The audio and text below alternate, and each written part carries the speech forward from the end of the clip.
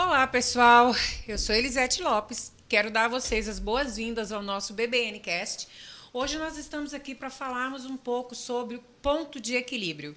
Para isso, tenho aqui comigo a convidada, pastora e escritora Lucicléia Prado. Pastora, muito obrigada por ter se disponibilizado, locomovido de Orlando até aqui para fazer essa gravação conosco. É um prazer para mim tê-la aqui para conhecer você primeiramente, né? A gente está se conhecendo hoje. É um prazer muito grande e muito obrigada por aceitar bater esse papo com a gente. Seja bem-vinda. Eu que agradeço, né, em primeiro lugar, a Deus pelo privilégio, né, que Ele está me concedendo. Agradeço de coração, né, a Tatiana que fez esse contato, essa conexão, e a você que prontamente, né, se dispôs a nos proporcionar esse momento tão especial. Prazer, né? É um prazer muito grande. Antes da gente começar a falarmos sobre o seu livro, O Ponto de Equilíbrio, eu gostaria de conhecer um pouco a sua história. Faz para a gente um resumo de como foi a sua conversão, como que você conheceu Jesus, como foi o princípio da sua caminhada com Cristo. Na verdade, eu conheci Jesus aos 22 anos. E é uma história longa e maravilhosa, né? Eu estava, aos 22 anos, me encaminhando para trabalhar na televisão e já exercia a minha função como modelo fotográfico, modelo de passarela. E naquela época encantada, deslumbrada, né? Com o mundo da moda, com as luzes, né? Com tudo aquilo que esse mundo encantador proporciona. Contudo, havia no meu coração um vazio que não era preenchido pela passarela, pelas câmeras, pelas noitadas, né? Com os amigos. Havia um vazio que, de quando em vez, ele gritava. E eu procurava, de todas as formas, de todas as maneiras, entender por que havia aquela lacuna, aquela tristeza, aquela solidão, quando eu estava cercada de pessoas, quando eu tinha oportunidades únicas e desfrutava, né, de lugares, de pessoas e situações que poucos tinham acesso. Contudo, eu vim entender no futuro que esse vazio era exatamente a falta da presença de Deus em minha vida. A falta do pai. Eu perdi meu pai com 1 ano e 3 meses. Uau. Meu pai foi assassinado em um baile de carnaval. Nossa. Quando eu tinha 1 ano e 3 meses. E eu cresci sem uma identidade paterna. Então, na verdade, eu buscava, de algumas formas, essa identidade paterna. E eu não a encontrava. E eu a encontrei quando eu conheci Jesus. Amém. Que bênção. E só depois que a gente encontra, que a gente... os nossos olhos espirituais, né, se abrem, a gente começa a enxergar que tudo aquilo que faltava, todo aquele vazio, aquela coisa, igual você falou, que você ia para as noitadas e tal, e sempre estava ali aquele vazio, porque o local, o lugar do Espírito Santo de Deus no coração da gente, nada preenche. Nada. Nada. É só quando a gente encontra com Ele, que a gente se rende aos pés de Cristo, que esse vazio, né, é preenchido, essa lacuna é preenchido. E aos 22 anos eu tive esse privilégio, né, de conhecer ao Senhor de uma forma assim muito peculiar, de uma forma assim bem única mesmo. Eu fui a uma igreja exatamente nos dias de carnaval. Minha mãe estava em Brasília, nós somos do interior da Paraíba, e minha mãe estava em Brasília para cuidar da saúde. Ela precisava passar por uma cirurgia. E naqueles dias ela ouviu um programa de rádio. E esse programa de rádio dizia assim: todos que estão doentes, né, problemáticos, que não dormem, e perturbados, oprimidos, aí fazia o convite. para estar na igreja Catedral da Bênção, em Brasília, naqueles 4 dias de carnaval. E minha mãe começou a ouvir esse anúncio no rádio, e ela disse, olha, Cléia, aqui tem uma igreja que eles rezam pelas pessoas e elas são curadas. Minha mãe era católica. Uhum. E eu gostaria muito de ir lá, você me leva? E, apesar de não gostar do carnaval, porque desde pequena eu trazia isso comigo, que mataram meu pai em um baile de carnaval. Uhum. Esse ano eu ia fazer um desfile de fantasias para a loja La Vogue, em Brasília. E já estava tudo certo, eu já tinha recebido meu cachê. Contudo, minha mãe insistiu tanto, que eu disse, mãe, eu não posso, eu já tenho um compromisso, mas eu vou ver, se eu conseguir mudar alguma coisa, eu lhe levo nesta igreja.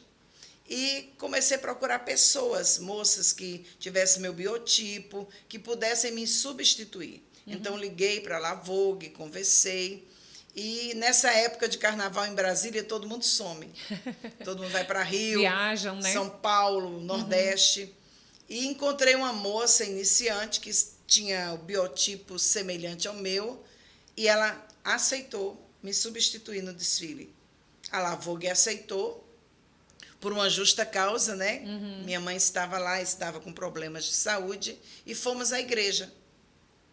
E nesta noite, em meio a 5, 6 mil pessoas, estava eu ali, sentada no meio da multidão com a minha mãe. O altar da igreja estava repleto de pastores, obreiros, e tinha um homem que levantava, sentava, fazia menção de levantar novamente, e aquilo me chamou a atenção. E num dado momento que a igreja estava em oração, ele desceu e veio no meio da multidão, entrou pelas fileiras do banco onde eu estava, aproximou-se de mim e da minha mãe, e ele disse assim, essa moça é sua filha? Oh.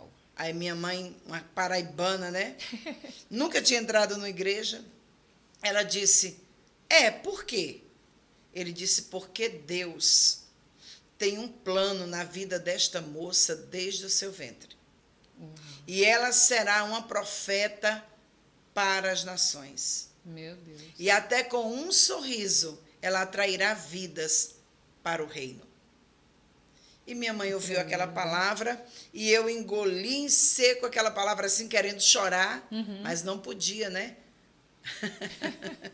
Me segurei, né? Não podia porque eu me segurei e não queria borrar a maquiagem, aquela coisa toda.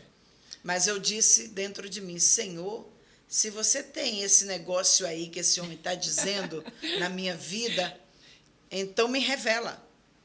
E eu voltei para casa naquela noite. E eu tive uma visão em sonho. Que o teto do local que eu vivia, que eu morava, se abria. E eu vi os céus abertos. E eu ouvi uma voz que dizia, Lucicleia, não temas. Eu sou Deus Todo-Poderoso. Eu sou El Shaddai. Anda na minha presença e ser perfeita. Uau. E eu olhava para os céus e, de repente, eu via um dedo escrevendo nas nuvens. Eu sou El Shaddai. Uau, e de repente as estrelas, elas começavam a cair dos céus e eu brincava com elas, fazendo um marabalismo com as estrelas que tornavam-se em tochas de fogo. E uma alegria que não tem explicação, ela inundou meu ser. Era um gozo extremo. E esse gozo só se sente com uma presença do Espírito Santo. Com a revelação da presença manifesta. E aí eu acordei e chorei 3 dias e 3 noites, sem parar. Eu fiquei deformada de tanto chorar. Aí fui na igreja novamente, chamei minha mãe para voltar à igreja na segunda-feira à noite. E havia um pregador trazendo uma palavra e eu me apaixonei. E eu disse, eu quero ser como este homem. Eu quero pregar como este homem. Uhum. Eu quero ter isso que ele tem, que né? ele tem, eu quero. E na hora do apelo, né, que ele fez, ele pregou e ele deu um testemunho no final da pregação, falando da conversão de um modelo fotográfico e tal. E eu disse, gente, essa é a minha história. Sou eu. É. E eu, na hora do apelo, não fui à frente, não levantei minha mão, porque eu não queria ser igual aquele povo, né? Eu sei muito bem o que é isso, passei por isso. Então, eu, dentro de mim, eu disse assim, Jesus, eu estou te aceitando hoje. Hoje eu vou me tornar uma crente, como eles estão dizendo. E logo em seguida, o pastor avisou que haveria batismo na sexta-feira da mesma semana, que era um feriado em Brasília, 1º de maio de 1987. E aí eu disse, eu vou me batizar. E eu tinha uma avó cristã que orava por mim todos os dias, às 5 da manhã no templo. Ela ia abrir o templo da Assembleia de Deus e passava 1 hora de joelhos orando pela minha conversão. E eu cheguei em casa e eu disse, mãe, que eu a chamava de mãe, que ela me criou, eu agora sou crente. E ela disse, o alegria, quê? Né? O quê, menina? Para de brincar com isso. Eu falei, eu agora sou crente. Eu vou me batizar essa semana. Ela não acreditava. Imagina. Porque era difícil acreditar. Contudo, eu desci as águas batismais naquela sexta-feira. Eu já havia até compartilhado com você que o pastor disse para mim, você precisa fazer as aulas para o batismo. Eu falei, não, eu não preciso, eu quero me batizar. E ele disse, mas você compreende o que é o batismo? E eu respondi, se você me disser o que é o batismo, eu vou entender. Então, ele me explicou. E ele disse, você sabe que você precisa fazer uma decisão de renunciar à sua vida passada, ao pecado. Eu falei, sim, eu quero. Então, eu disse as águas batismais na sexta-feira.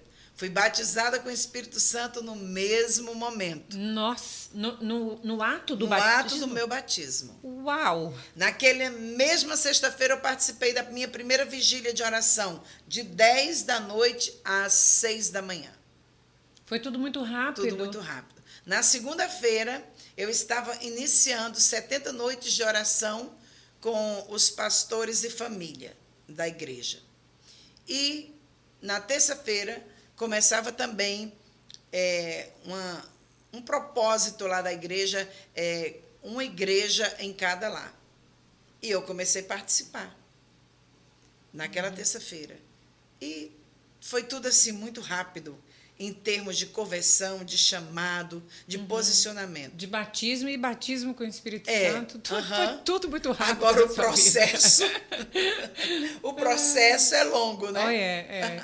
O processo é uma constante, né? Contudo, fazem 35 anos que eu estou na presença do Senhor, servindo Ele, tempo integral, coração integral. Caminhando com Cristo. Caminhando com Cristo. E vivendo cada dia uma experiência diferenciada.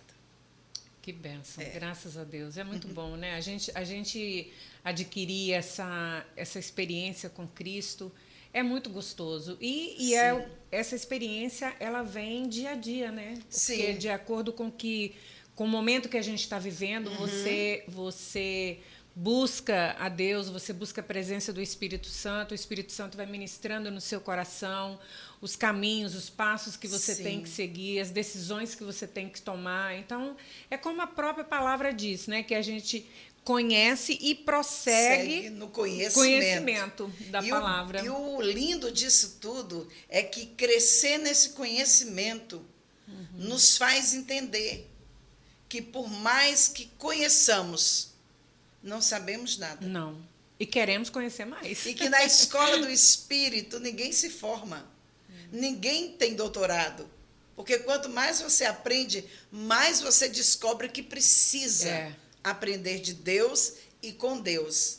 E quando você aprende a viver no Espírito, a andar no Espírito, a se mover pelo Espírito, você começa a desfrutar de uma nova história, de um novo tempo e de experiências únicas que só os céus pode proporcionar. É verdade. Bem, agora que a gente já sabe pelo menos um pouquinho da sua vida, né? Fala para mim sobre esse livro. Eu comecei a ler, gente, eu estou assim apaixonada por esse livro. É maravilhoso, é tremendo, as experiências que você conta, os testemunhos que você conta nesse livro são maravilhosos. O livro é de uma leitura, apesar, não se assustem, porque quando falaram para mim quantas páginas tinha esse livro, eu falei, ai meu Deus, eu vou ter que ler isso tudo. Gente, vocês começam a ler esse livro, quando se dão conta, vocês já estão assim na metade do livro, porque é uma leitura maravilhosa, muito fácil de compreender, né? O português, o seu vocabulário é muito fácil de compreensão e é uma leitura que a gente não quer parar. É o que eu falei, esse livro, eu quero comer esse livro. É muito bom, eu estou amando, maravilhoso. E eu queria que você me esclarecesse uma coisa. Você começa o livro falando que você começou a escrever, eu acho que em 2020. Sim. E escreveu por uns meses e aí parou. Por que você parou? Você estava desistindo do livro? Qual foi? Teve dúvida? O que foi que aconteceu? Antes de responder essa sua pergunta, eu quero dizer que eu estou muito feliz de ouvir isso a respeito do livro. Porque foi exatamente uma das orações que eu fiz. Amém. Que esse livro não fosse cansativo, pesado, mas que esse livro pudesse alcançar muitas vidas. E que não apenas a pessoa comprasse, adquirisse o livro, mas que a pessoa pudesse ler, pudesse meditar em tudo que contém o livro. Então, ouvir isso de você, para mim, é maravilhoso, porque todo mundo, quando fala na quantidade de páginas, se assusta.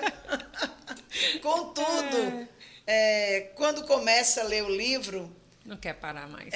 Porque o livro realmente, além de ter ensino, revelação da palavra, tem experiências pessoais que eu vivi com Deus, né? E tem a diretriz divina, né? Para você alcançar e conquistar o que o livro, né, lhe propõe. Eu comecei a escrever esse livro em 2020.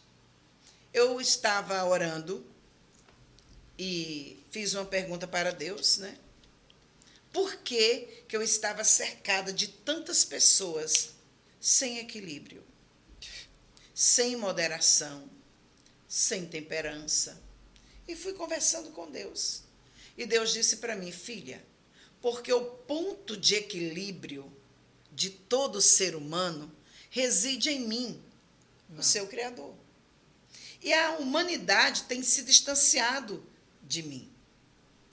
Eu falei, Senhor, mas eu tenho vivido isso também com pessoas que estão ao seu redor, né? Ao meu redor, dentro da igreja.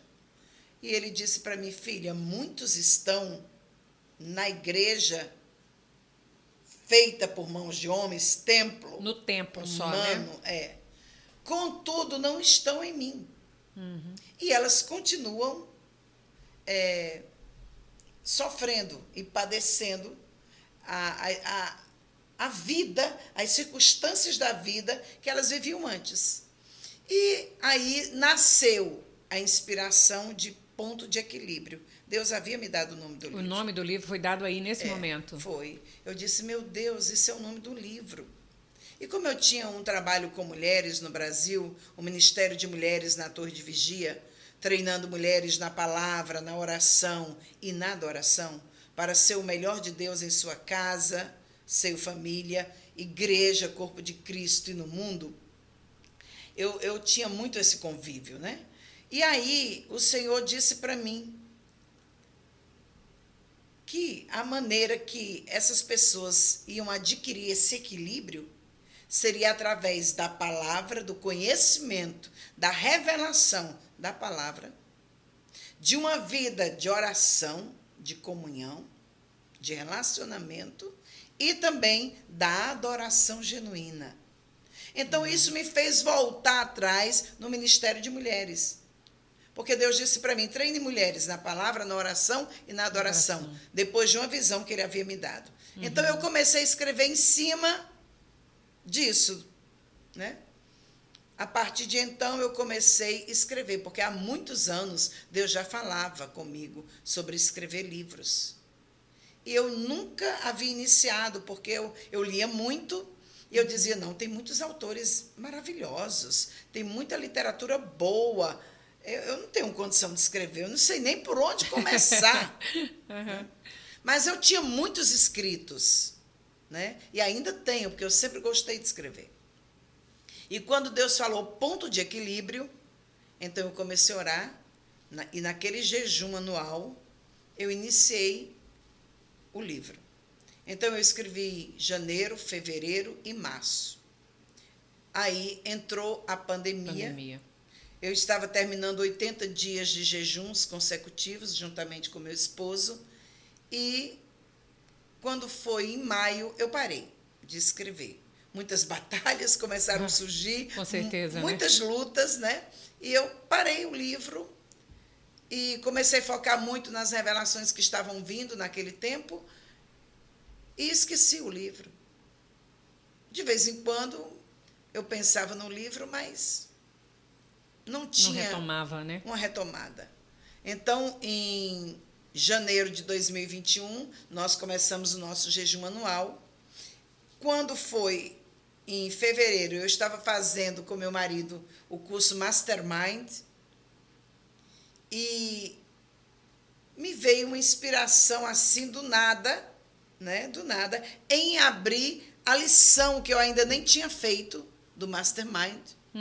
E ela falava sobre entusiasmo. Olha só.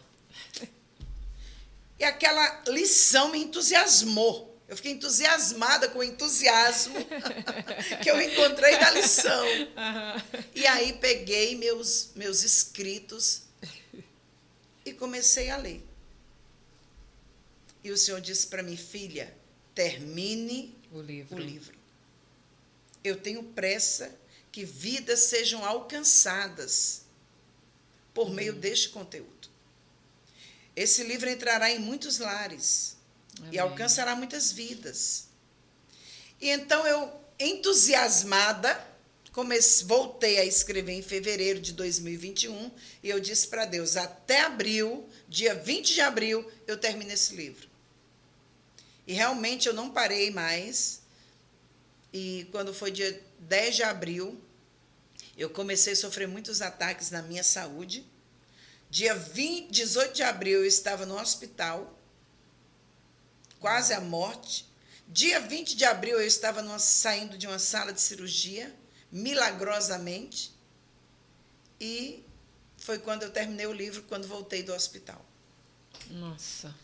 Só que quando eu terminei o livro, felicíssima, apesar de estar passando uma luta muito grande, né, dentro de casa, exatamente em relação a equilíbrio, né, eu terminei o livro. Quando eu terminei o livro, o Senhor disse para mim, filha, eu quero mais 21 dias de jejum. Eu já tinha feito uns 200 dias de jejuns em prol do livro. E Deus disse, eu quero mais 21 dias. Aí eu comecei a fazer o jejum escrevendo. Quando eu terminei, ele disse, agora você vai tirar 8 capítulos do livro, porque não é para esse livro. 8 capítulos? 8 capítulos. Nossa! Uau! E reorganize o livro. Então, foi aí que eu terminei Ponto de Equilíbrio. Meu Deus. Com 430 páginas. Eu já estou quase no final, graças a Deus. Que bom. Tá muito boa a leitura. Deixa eu te perguntar, você acha que a pessoa, quando ela se afasta de Deus, ela perde esse ponto de equilíbrio? Sim. Porque, como ele mesmo disse, o ponto de equilíbrio de todo ser humano está nele. Está em Deus. Está no Criador, né? Então, quando a criação se afasta do Criador, ela se perde. É verdade. Então, nós somos um espírito, nós temos uma alma e habitamos em um corpo. E o livro transcorre exatamente nesse ponto, tratando do espírito, da alma e do corpo. Então, nós somos um espírito. A nossa essência, né, é o homem interior. O verdadeiro homem, não é esse homem externo, é o homem interior. E esse homem interior, ele só tem equilíbrio total, pleno, espírito, alma e corpo, quando ele está centrado, fundamentado, estruturado em Deus.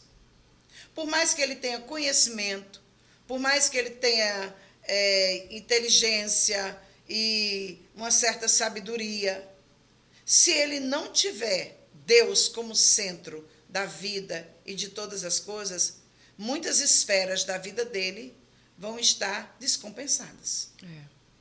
Faz sentido. Outra coisa, eu me lembro que você fala sobre o lugar secreto, né? Um lugar secreto. Ou seja, esse lugar secreto é um lugar de oração, né? Que Sim. cada um tem. É engraçado que muitas pessoas, às vezes, pensam que para você ter acesso ao Pai, para você falar, né, com Deus, você tem que estar ajoelhada, orando, senão a sua oração, Deus não vai ouvir sua oração. Eu vou contar um segredo para vocês. Quando eu estou no volante do meu carro, sozinha dirigindo, é o meu tempo com Deus. Eu amo. Eu amo. Eu estou dirigindo, às vezes eu estou orando, às vezes eu estou ouvindo um hino durante o tempo que eu estou no volante, ou coloco pregação no YouTube, ou Sim. testemunhos, deixo ali ligado e estou dirigindo. Então, é o meu tempo. Não é para a gente ter um lugar da gente com Deus, eu acho que a pessoa não tem que ter aquela... eu tenho que chegar na minha casa, eu tenho que ter aquele quarto próprio para isso, e eu tenho que estar ajoelhada. Porque senão eu não vou ter acesso ao Pai. Não faz sentido. Às vezes você está de joelhos, fisicamente, mas o seu coração não está inclinado.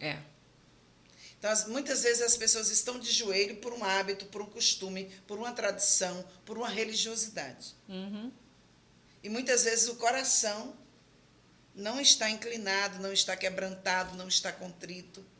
Na verdade, o lugar secreto é aquele lugar onde você se encontra a sós com Ele. E como você, eu também já tive muitos momentos extraordinários dentro do carro.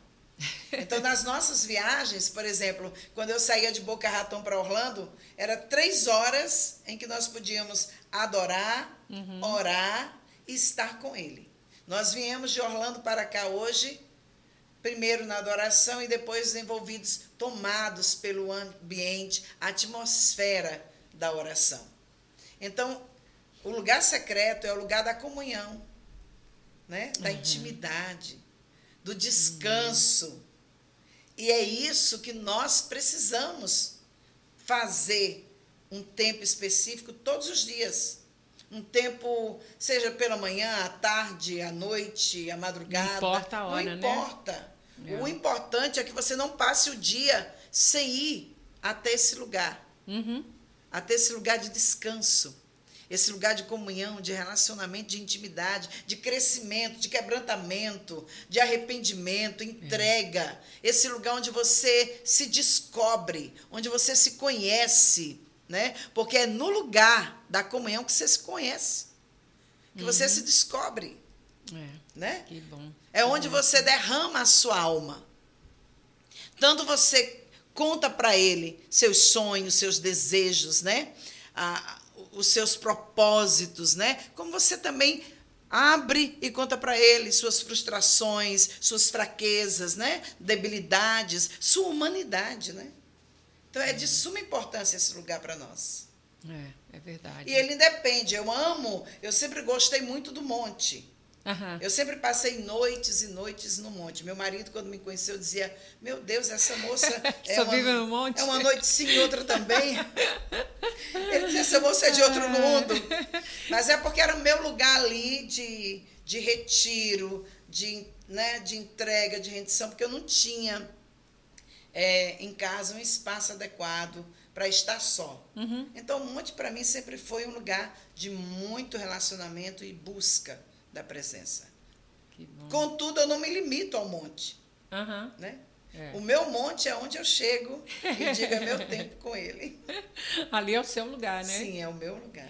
Eu estava lendo, eu não sei se é no capítulo 2 que você fala, você conta um testemunho que marcou muito e eu chorei quando eu estava lendo aquilo, tanto que eu te liguei, eu te mandei uma mensagem na hora que eu estava lendo, porque me lembrou um momento que eu vivi não faz muito tempo. O passo de fé, né? Porque aquilo que você fez foi realmente um passo de fé. Você ouviu a voz de Deus, foi quando você se você quiser contar para a gente aqui, dar uma pincelada nesse testemunho do dinheiro, né, que a sua mãe precisava. Sim. Meu Deus, como eu chorei ouvindo aquilo. Ai, que lindo. Eu vivo há 35 anos na dependência total do Senhor. São 35 anos que eu caminho por fé. Tempo integral, coração integral no reino. E com isso eu não tenho salário. Eu não tenho nada. Eu nunca pedi, nunca exigi nada para ir a lugar algum para pregar a palavra. Contudo, Deus cuida. É verdade. Deus é fiel. E nós estávamos até falando agora, meu marido falando sobre o curso online, que é uma escola online, né, um Ministério de Mulheres na Torre de Vigia, que eu tenho esse desejo, né? Era presencial, eu gosto do presencial, é diferente, mas ele estava falando sobre a possibilidade do online, e eu falei assim para ele, olha, eu continuo na mesma visão. Deus me dará condições de ter o curso e manter o curso, sem que eu exija tanto. Correto. Porque eu aprendi a depender dele e ver ele agindo, suprindo, cuidando de uma forma sobrenatural. Ele não mudou. Ele continua sendo o mesmo. Então, minha mãe ligou para mim, ela mora no interior da Paraíba, e ela estava precisando comprar uma medicação. E ela já estava com uma dívida na farmácia. E minha mãe nunca havia me pedido nada. Então, naquele dia, quando ela me ligou, eu fiquei muito constrangida e muito triste, porque eu não tinha o dinheiro para enviar. Mas ela falava comigo, eu ouvia no ouvido e falava com Deus em espírito. E minha mãe disse, Cleia, eu estou precisando, e contou a história, e eu falava com Deus, Senhor, e agora? É a primeira vez que a minha mãe me liga me pedindo algo. E eu vou dizer não? E eu não tenho. O que eu faço? E o Espírito Santo disse para mim, fala para ela que o dinheiro que ela precisa já está na conta. Nossa. E eu respondi no meu espírito, Senhor, como? Se nem conta ela tem. Mas ela fazia uso da conta da minha madrinha, que é vizinha dela. Então, eu disse para ela, mãe, o dinheiro que você está precisando já está na conta. Aí ela disse, minha filha? Eu disse, Quando a senhora receber, me liga de volta, tá bom? E eu desliguei o telefone, porque eu não queria que ela me fizesse perguntas que eu não teria como responder. E naquele meio ali, eu estava falando com Deus. E eu disse, Senhor, como que o dinheiro está na conta, né? Eu não depositei. Passaram-se 15 dias, 18 dias, por aí, minha mãe não liga. Então, eu chamei de volta para minha madrinha e disse, madrinha, o que aconteceu com minha mãe? Ela disse, minha filha, Deus te abençoe. A sua mãe está bem. Naquele mesmo dia, eu fui no banco e retirei o dinheiro para ela. E eu disse, como? Ela disse, eu fui no banco. O dinheiro estava lá. E o dinheiro estava lá e eu retirei. Eu falei, como, madrinha? Aí o Espírito Santo disse para mim, você não conhece a minha palavra? Que está lá em Hebreus, que os anjos são espíritos ministradores que trabalham a serviço dos herdeiros da salvação? E eu disse, no meu espírito, sim, Senhor, eu conheço essa palavra. E eu sei que os anjos trabalham, mas até depositar dinheiro numa conta, Já é para mim é demais, né? demais. Deus é lindo. E ele disse, filha, lembra lá em Romanos, quando está escrito que Abraão creu contra a promessa. E aí Deus foi falando comigo, né? Resumindo aqui. E aí, 7 vezes, aquela palavra veio ao meu espírito, né? Quando Deus falou comigo, né? Que a palavra não volta para ele vazia, né? Ela faz o que lhe apraz. Deus foi falando comigo e citou lá em Abraão, aquele texto de Abraão que ele creu, né, contra a promessa e que a palavra de Deus, ela realiza aquilo para qual ele a envia. Então, Deus disse para mim, naquele momento, que você disse que o dinheiro está na conta, naquela hora, eu materializei o dinheiro na conta. Quando você liberou a palavra gerou.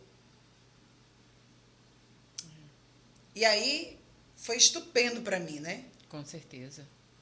Só muitos anos depois, minha mãe veio saber disso, porque eu estava pregando. E contou.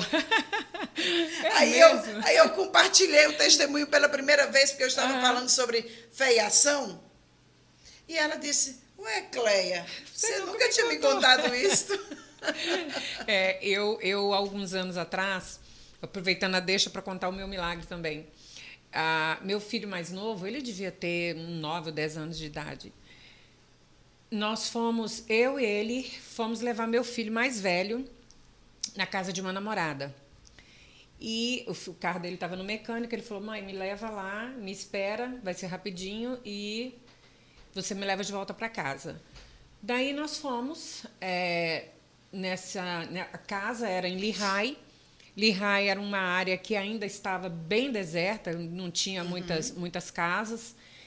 E celular quase não funcionava lá. Dependendo da rua que você estava, o celular não funcionava. E eu estava num carro bem velho. Deixei meu filho na casa que ele tinha que ir e falei, olha, eu vou dar uma voltinha, vou ficar por aqui em outra rua e volto daqui a tanto tempo para te pegar. Saí, entrei numa outra rua lá e parei o carro, uma rua deserta, não tinha casa naquela rua. Parei meu carro, fiquei com o carro ligado, porque Flórida, né, o ar-condicionado aqui é fundamental, né, porque é um calor terrível. Fiquei com o carro ligado, eu e meu filho. Daí eu comecei a ouvir um barulho do carro. Eu falei, que é isso? Desliguei o ar-condicionado para prestar atenção no que era. O carro estava fervendo, o carro ferveu. Desliguei o carro e falei, meu Deus, e agora, né? Aquele fumaceiro saindo do capô do carro e tal. Eu tive que esperar aquela fumaça toda sair, esperar, esfriar para abrir o capô do carro para ver o que estava acontecendo. Então, toda a água que estava ali vazou, o carro ferveu e eu não tinha água para pôr no carro. E um sol que quem mora aqui conhece o sol da Flórida, né? Um calor terrível, terrível. Eu sem água para colocar no carro e meu filho pequeno comigo, o celular não funcionava. Eu falei, meu Deus, e agora? O que eu vou fazer? Eu não tenho a menor noção de onde eu estou para pedir socorro. Né? Não tinha como pedir socorro porque o celular não funcionava, não tinha vizinhança, não tinha casa naquele lugar. Eu falei, e agora? O que fazer? Entrei para dentro do carro de novo com meu filho, abaixei o vidro e falei, meu Deus, o que eu vou fazer? Senhor, tem misericórdia. Olha, só quem vive o milagre de Deus é que sabe o que é.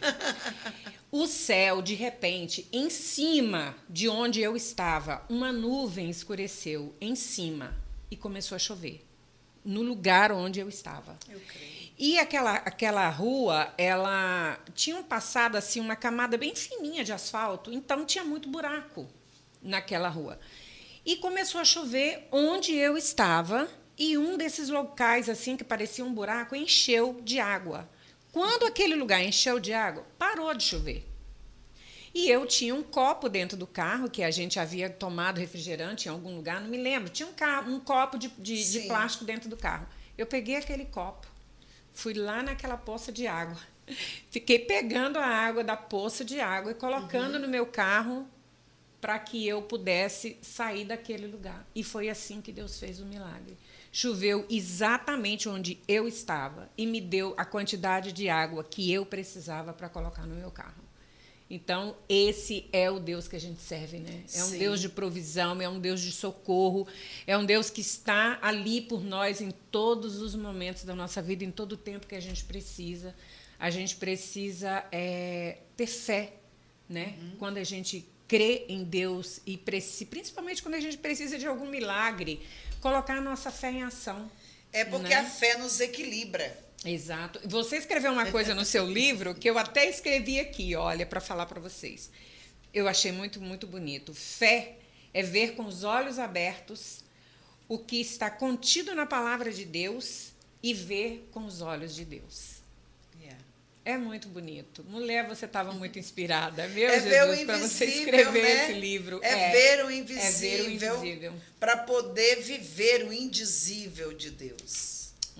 Então, a fé, ela te estrutura, ela te fundamenta, ela te equilibra. Porque a fé te leva a ter ações e reações assertivas, corretas. A fé não é aquele passo no escuro. Não, não é. A fé você já vê no espírito aquilo que é realidade no mundo espiritual e que vai se tornar manifesto na terra, na sua vida, quando você se move de acordo com aquilo que você acredita, fundamentado na palavra. Amém. Por isso eu escrevi um capítulo, né? A fé equilibra, a fé que equilibra, porque a fé realmente equilibra. Uma das coisas que você também fala no livro, é sobre o medo. Porque o medo, ele impede, né? Muitas vezes ele impede pessoas de realizarem seus projetos, de realizarem sonhos, porque tem esse espírito de medo, a pessoa se trava por medo. Qual o conselho que você daria para as pessoas aprenderem a derrotar esse espírito de medo? Na verdade, eu falei sobre alguns tipos de medo, né? E o medo natural, né? Que é benéfico, que é favorável, mas também falei sobre um medo que não é normal, que não é racional, né? Que desestrutura, que desequilibra. Que nos apavora. Apavora, né? Amedronta, paralisa, né? E falei sobre o espírito de medo que atua. Por exemplo, esse tempo que nós estamos vivenciando, né, desde 2020, foi liberado o espírito de medo nos 4 cantos da terra. Juntamente com todo o caos que nós vivenciamos, em meio às dores, às angústias, às aflições, incertezas, insegurança, perdas em todos os aspectos que nós vivenciamos e até perda de entes queridos, pessoas queridas. A humanidade foi tomada, né, pelo espírito de medo. Então, as pessoas não estavam nem raciocinando com normalidade. Elas não estavam parando para pensar, analisar. Não, elas simplesmente estavam apavoradas, amedrontadas. E Satanás se aproveitou desse momento para trazer ansiedade, pânico, né? Medo, depressão, desespero. Muitas coisas aconteceram. Então, existe realmente um espírito de medo que entra em atuação e que nós temos que discernir quando é um medo normal, natural, e quando é um espírito que está atuando para te aprisionar, te colocar em cativeiro, em zona de catividade, que te paralisa, que não te deixa mover, que não te deixa ir além. Então, você precisa buscar de Deus o discernimento. Que medo é esse? Que medida de medo é esse? É um medo saudável que está me livrando do abismo, que eu estou vendo ali o abismo e eu sei que eu não posso ir além porque eu vou cair? É um medo normal que está me beneficiando porque eu sei, entendo que se eu tomar essa atitude, essa decisão eu vou sofrer depois, ou é aquele medo que não é real, que está afetando o meu entendimento, a minha mente e me alienando. Então, a partir do momento que você descobre, você vai saber como tratar. E se você identifica que é um espírito de medo, aí você vai ter que se voltar para Deus, buscar conhecimento de Deus por meio da palavra nessa área, e você vai ter que se levantar com a ajuda do Espírito Santo e começar a dizer: basta, chega, eu já te identifiquei. Na minha vida, nas minhas emoções, na minha mente, você não tem mais domínio, você não tem mais poderio, você não tem mais senhorio. A partir de agora eu te identifiquei e é no nome de Jesus, é no poder, é na autoridade que há no nome de Jesus que eu te resisto. Né? Então, quando é um espírito atuando, você vai vencê-lo, derrotá-lo com um posicionamento devido, alinhado, fundamentado na palavra e exercendo, colocando em prática pela fé o que está escrito. Agora, se é um medo causado por algum outro motivo além que mexe com a psique e com a mente, você também pode ir a Deus, mas muitas vezes também pode precisar de um medicamento. Não por causa do medo, mas por causa do transtorno que pode estar trazendo. Certo. Mas o fundamento é nos voltarmos para Deus, seja que tipo for, porque Deus tem o poder de atuar em todas as esferas, em todas as áreas, tanto no espírito, quanto na alma, quanto no corpo. Porque, na verdade, nós temos que entender que assim como o corpo adoece, a mente também. E nós precisamos cuidar do corpo, mas também da mente. Tanto você fala sobre a saúde emocional, né, no seu livro. A anatomia da saúde emocional. Né? Que, na verdade, tudo tem início no espírito. Se você está bem espiritualmente, emocionalmente, você vai estar bem. Porque quando você está bem espiritualmente, as suas emoções vão estar alinhadas ao seu espírito. E, consequentemente, a sua mente vai reagir. Né? A sua mente vai trazer os insights. Né? Então, se eu estou bem com Deus, se eu estou na palavra, então, emocionalmente, eu vou estar bem. Por quê? Olha, porque você não vai guardar ressentimento. Você não vai permitir que o ressentimento se torne em rancor. Você não vai alimentar esse rancor para que ele se transforme em uma amargura. Você não vai deixar a amargura lhe dominar para que ela promova ira, raiva descontrolada. Desencadeia um monte de coisa, né? Você não vai permitir que essa ira, essa raiva descontrolada, desequilibrada, por causa da falta de perdão. Você tocou num ponto. Quando eu estava lendo sobre o capítulo sobre o perdão, que acho que é o capítulo 8, se não me engano. Estou bem inteirada aí com o seu livro. Glória a Deus. Eu acho que é o capítulo 8. Me tocou, me fez lembrar de coisas que estavam adormecidas e que eu pensei que já estavam resolvidas. E quando eu li, porque o perdão ele é opcional. Sim. Né? Ou você tem o livre-arbítrio de decidir, de tomar essa decisão. Eu vou perdoar ou eu não vou perdoar. Porém, você também vai sofrer a consequência disso se você não perdoar. Porque quando você não perdoa, você acarreta um monte de coisas sobre a sua vida, inclusive doenças físicas até. Né? E aconteceu uma coisa na minha vida, uma coisa em particular, e só que eu pensei que estava tudo resolvido. Mas eu estava lendo esse livro agora, aqui, te esperando, o capítulo 8, porque eu não tinha chegado lá ainda. Estava lendo aqui, esperando por você. E me lembrei isso veio à minha mente, isso veio à minha memória. Deus trouxe isso à minha memória para que eu pudesse ver que eu preciso voltar lá, nesse assunto, com essa pessoa, e falar, olha, eu te perdoo pelo que você me fez. Porque eu não fiz, eu fui a vítima. Nesse caso específico, eu fui a vítima. Sim. Porém, eu fiquei magoada, eu sofri com o acontecimento.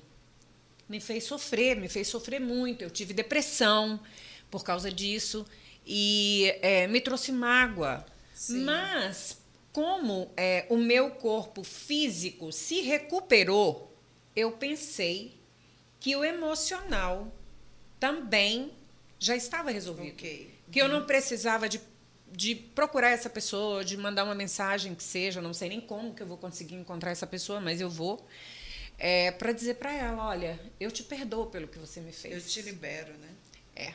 Eu libero para você seguir a sua vida, para que eu também siga a minha, sem estar carregando comigo esse peso, né? O peso do sofrimento e o peso de não ter liberado o perdão para ela. São as memórias, né?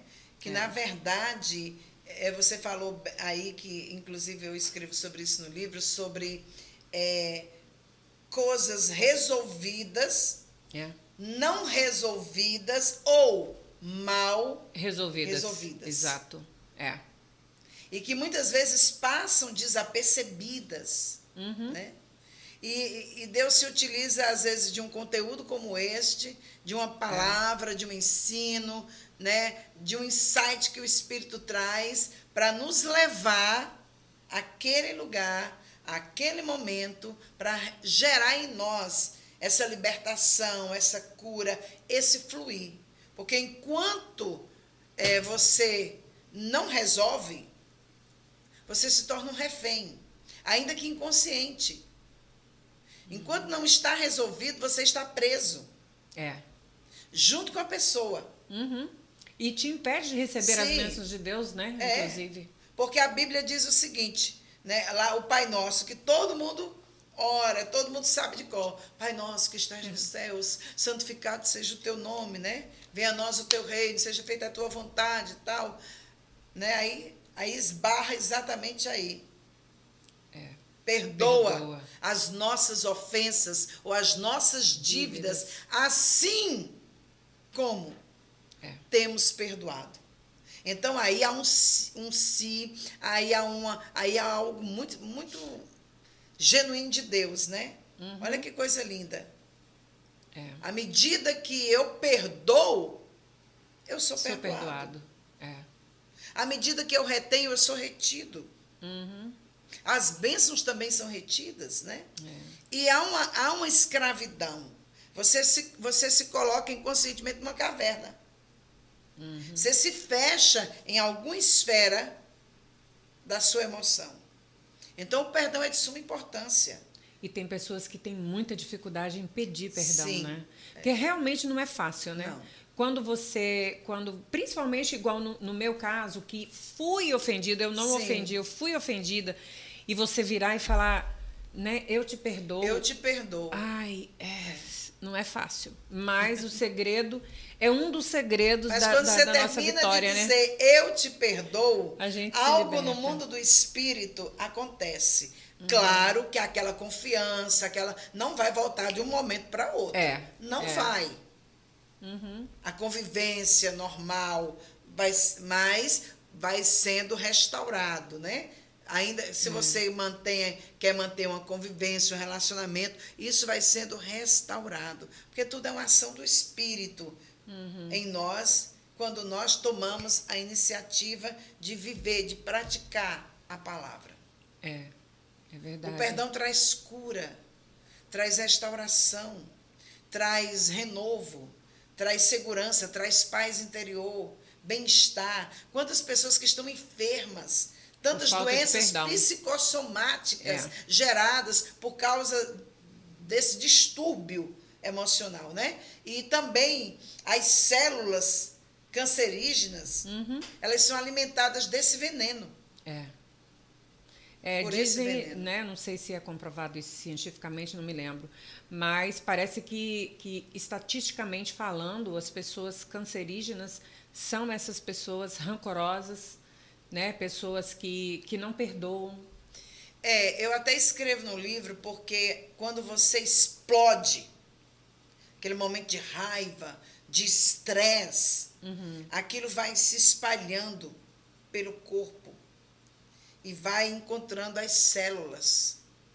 É como se fosse um veneno mesmo, mortífero, que vai contaminando, né? Contaminando seu Por corpo isso que físico. por isso que o Senhor fala a respeito. Tudo que Deus fala a respeito é porque tem um valor, importância muito grande para a nossa vida. A Bíblia é um manual, né? Sim, é um manual de vida. Na verdade, você compra um carro, para você fazer bom uso do carro, você vai ter que conhecer o carro. Para conhecer o carro, você vai ter que ler o manual. Quando você lê o manual, você vai ter que praticá-lo, para você ter o carro... se familiarizar com o carro, né? Se familiarizar com o carro e o seu carro durar mais, não ter tantos problemas, porque você vai saber como manusear o carro. Assim somos nós, né? Deus nos criou. Nós somos criação de Deus. E Ele deixou um manual para essa criação. À medida que você segue o manual, você não sofre danos. E se você sofrer danos porque viveu de obediência, esse dano logo, logo vai ser reparado pelo Senhor. Se alguém te causa dano pela obediência, isso não prevalece, porque o Senhor vem e faz acontecer exatamente o que Ele decidiu e determinou por meio da palavra, né? Então, nós temos que ter essa consciência como cristãos, que a palavra é realmente a nossa bússola, é o nosso mapa, né? É o manual do fabricante. É o manual do fabricante. Interessante. Manual do fabricante. Gente, caso vocês queiram adquirir esse livro, agora, acredito que no final de julho, princípio de agosto, será feito o lançamento dele aqui em Fort Myers, né?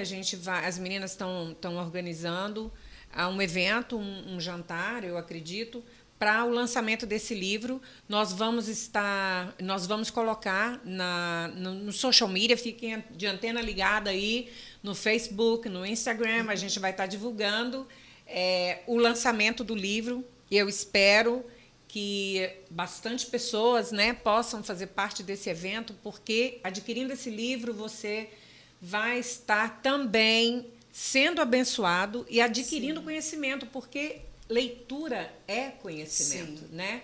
Leitura é vida. Através da leitura você evita problemas na sua mente. Né? Uma boa leitura, ela traz vida, ela traz paz, ela traz saúde para a sua mente, para o seu espírito, para o seu coração. Nós falamos disso em paz, desfrutando de paz interior. Aí, eu não cheguei lá ainda. Então, e não é só o fato de eu não tenho nada para fazer, eu vou ler. Não, faça da leitura um hábito. Sim. Né? Um hábito de vida. Inclusive, eu quero deixar aqui meu agradecimento para a Tatiane, porque eu, na minha adolescência, eu lia muito, muito, muito. E minha mãe às vezes brigava comigo, porque adolescente, ela às vezes me chamava para fazer alguma coisa e estava eu ali na varanda sentada lendo. Depois que eu vim para os Estados Unidos, eu perdi totalmente esse hábito, principalmente porque quando eu cheguei aqui não existia, a gente não tinha acesso a livros em português e eu não falava inglês. Então eu perdi esse hábito. E alguns anos atrás eu convidei a Tati para um culto de aniversário meu. Ela foi e me deu um livro de presente. Olha, foi o melhor presente que eu ganhei naquele aniversário, porque a partir daquele momento, daquele livro, reacendeu em mim o gosto pela leitura novamente, entendeu? Aquela chamazinha que estava ali apagada foi reacendida através daquele livro. E agora ela me deu de presente mais esse livro aqui. Olha, eu amo essa menina.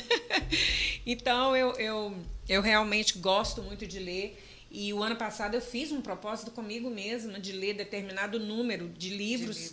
O ano passado me superei, Esse ano, graças a Deus, esse ano também já li alguns, não sei ainda quantos eu já li, mas eu já li vários, ainda tem mais livros lá em casa já comprados para me esperando.